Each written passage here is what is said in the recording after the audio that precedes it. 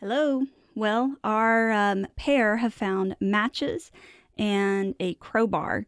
So, armed with these two things, let's see how they fare today in Chapter 12. Enjoy! The Time Machine, an Invention. Written by H.G. Wells. Narrated by Aaron Robertson. Chapter 12. In the Darkness. We emerged from the palace while the sun was still in part above the horizon. I was determined to reach the White Sphinx early the next morning, and ere the dusk I proposed pushing through the woods that had stopped me on the previous journey. My plan was to go as far as possible that night, and then, building a fire, to sleep in the protection of its glare. Accordingly, as we went along, I gathered any sticks or dried grass I saw, and presently had my arms full of such litter. Thus loaded, our progress was slower than I had anticipated, and, besides, Weena was tired. And I also began to suffer from sleepiness too, so that it was full night before we reached the wood.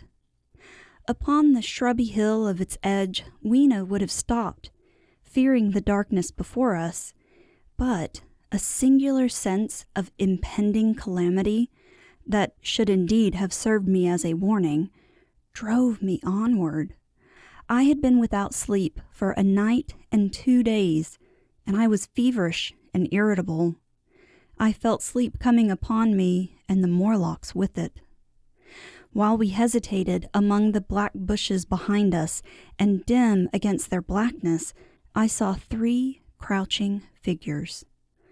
There was scrub and long grass all about us, and I did not feel safe from their insidious approach.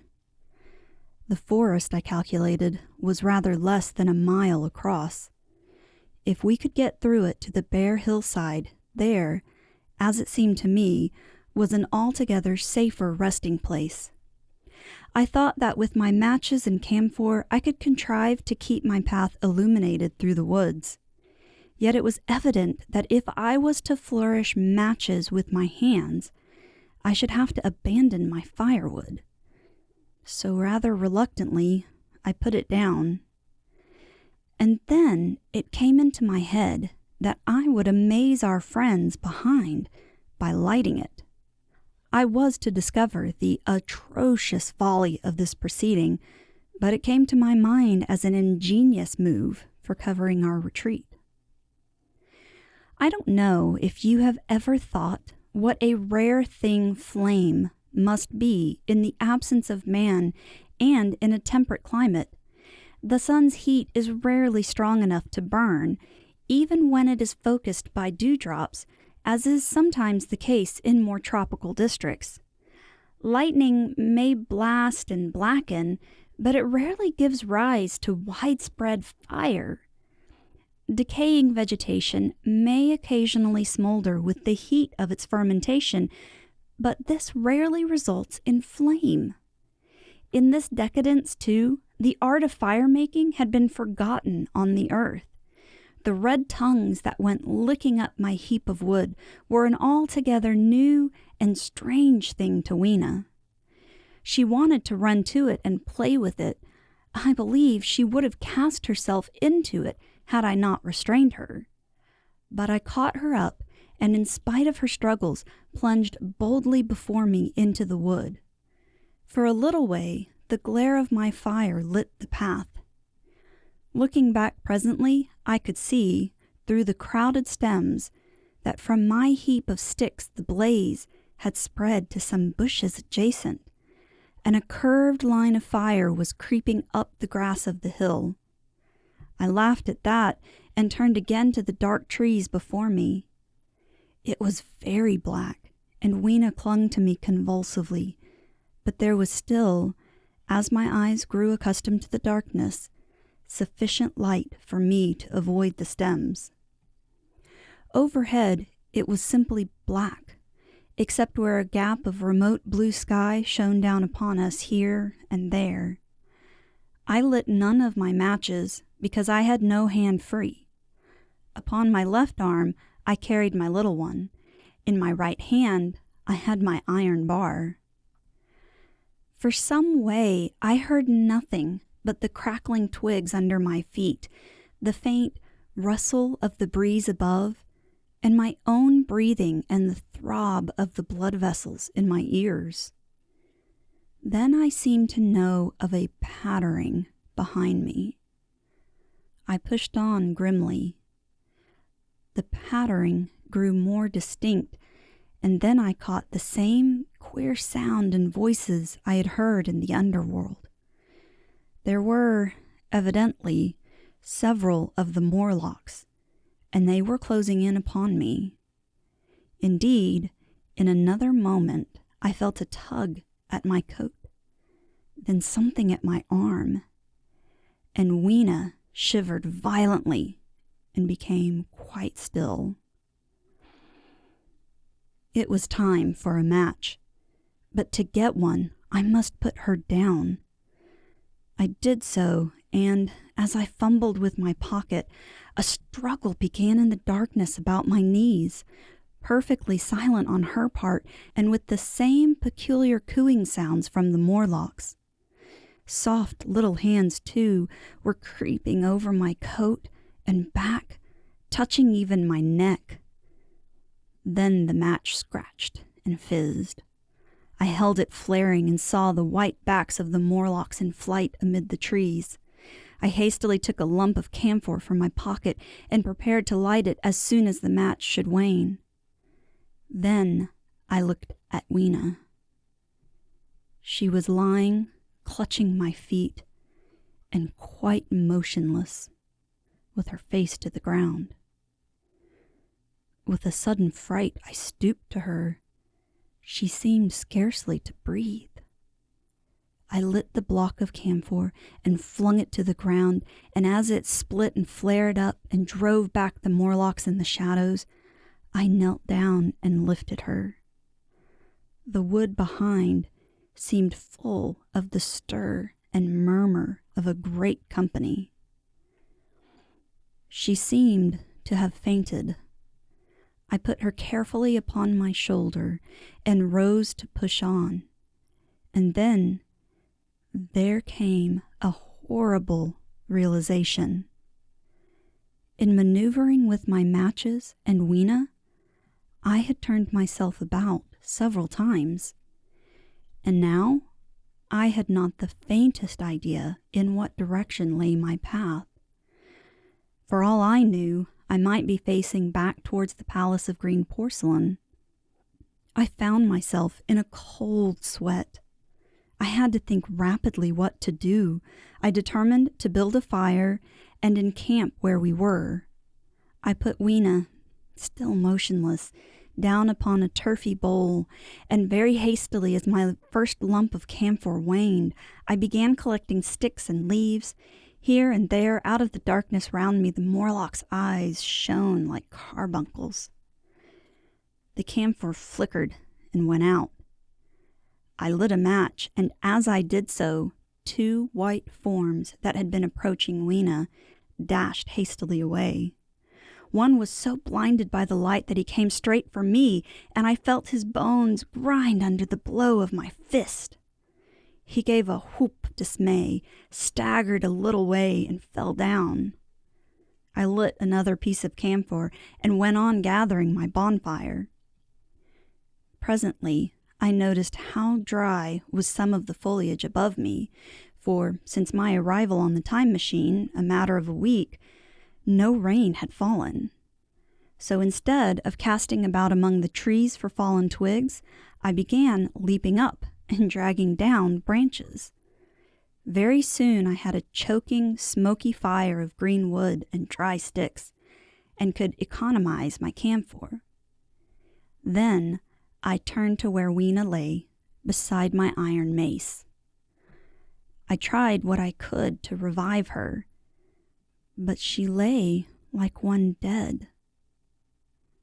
I could not even satisfy myself whether or not she breathed.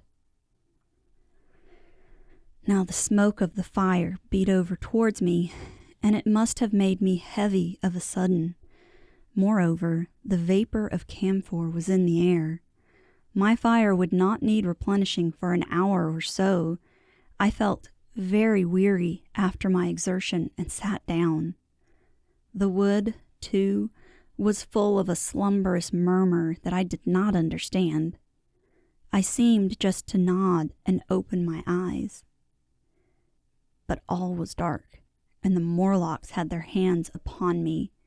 Flinging off their clinging fingers, I hastily felt in my pocket for the matchbox, and it had gone.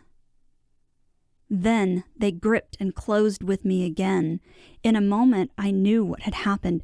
I had slept, and my fire had gone out, and the bitterness of death came over my soul.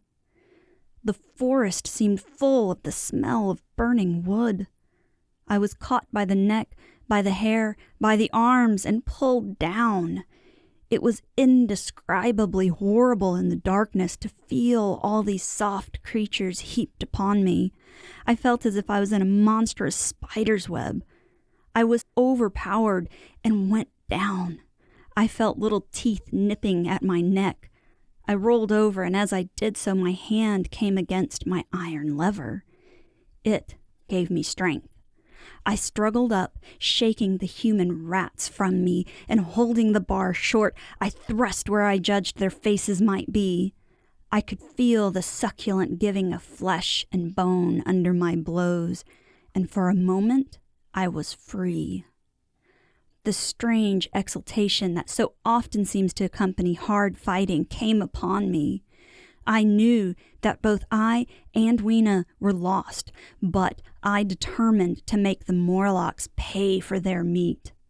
I stood with my back to a tree, swinging the iron bar before me. The whole wood was full of the stir and cries of them. A minute passed. Their voices seemed to rise to a higher pitch of excitement, and their movements grew faster, yet none came within reach.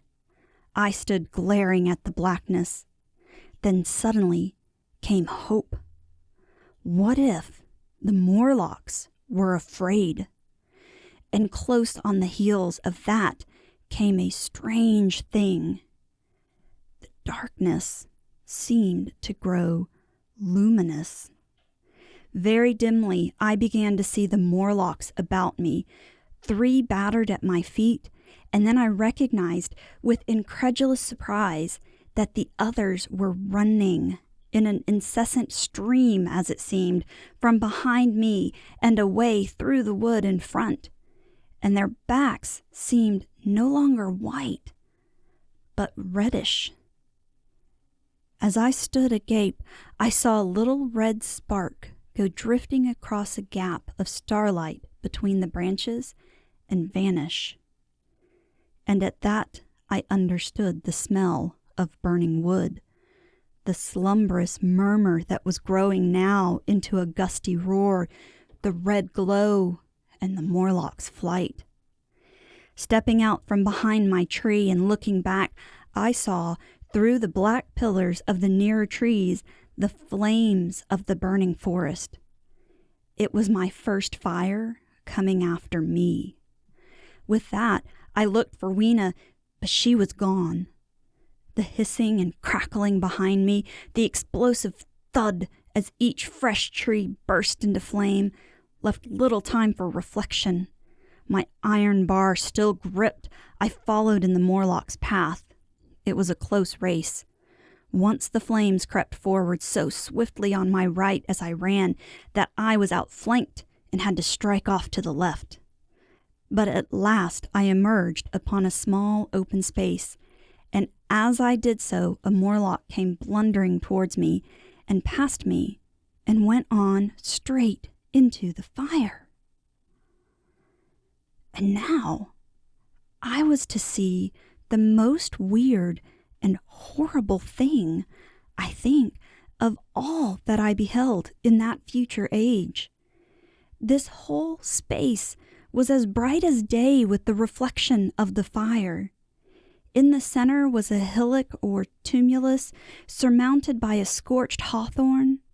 Beyond this was another arm of the burning forest with yellow tongues already writhing from it, completely encircling the space with a fence of fire. Upon the hillside were some 30 or 40 Morlocks, dazzled by the light and heat, and blundering hither and thither against each other in their bewilderment. At first, I did not realize their blindness, and struck furiously at them with my bar in a frenzy of fear as they approached me, killing one and crippling several more. But when I had watched the gestures of one of them groping under the hawthorn against the red sky and heard their moans, I was assured of their absolute helplessness and misery in the glare, and I struck no more of them. Yet every now and then one would come straight towards me, setting loose a quivering horror that made me quick to elude him. At one time the flames died down somewhat, and I feared the foul creatures would presently be able to see me. I was thinking of beginning the fight by killing some of them before this should happen, but the fire burst out again brightly, and I stayed my hand. I walked about the hill among them and avoided them, looking for some trace of Weena. But Weena was gone. At last I sat down on the summit of the hillock and watched the strange, incredible company of blind things groping to and fro and making uncanny noises to each other as the glare of the fire beat on them. The coiling uprush of smoke streamed across the sky, and through the rare tatters of that red canopy, remote as though they belonged to another universe, shone the little stars. 2 or 3 Morlocks came blundering into me, and I drove them off with blows of my fists, trembling as I did so. For the most part of that night, I was persuaded it was a nightmare. I bit myself and screamed in a passionate desire to awake. I beat the ground with my hands and got up and sat down again and wandered here and there and again sat down. Then I would fall to rubbing my eyes and calling upon God to let me awake. Thrice I saw Morlocks put their heads down in a kind of agony and rush into the flames. But at last, above the subsiding red of the fire, above the streaming masses of black smoke and the whitening and blackening tree stumps, and the diminishing numbers of these dim creatures, came the white light of day. I searched again for traces of Weena, but there were none. It was plain that they had left her poor little body in the forest. I cannot describe how it relieved me to think that it had escaped the awful fate to which it seemed destined. As I thought of that, I was almost moved to begin a massacre of the helpless abominations about me. But I contained myself. The hillock, as I have said, was a kind of island in the forest. From its summit I could now make out through a haze of smoke the palace of green porcelain, and from that I could get my bearings for the White Sphinx. And so, leaving the remnant of these damned souls still going hither and thither and moaning as the day grew clearer, I tied some grass about my feet and limped on, across smoking ashes and among black stems that still pulsated internally with fire, towards the hiding place of the time machine. I walked slowly, for I was almost exhausted, as well as lame, and I felt the intensest wretchedness for the horrible death of little Weena. It seemed an overwhelming calamity. Now, in this old familiar room, it is more like the sorrow of a dream than an actual loss. But that morning, it left me absolutely lonely again. Terribly alone. I began to think of this house of mine, of this fireside, of some of you, and with such thoughts came a longing that was pain.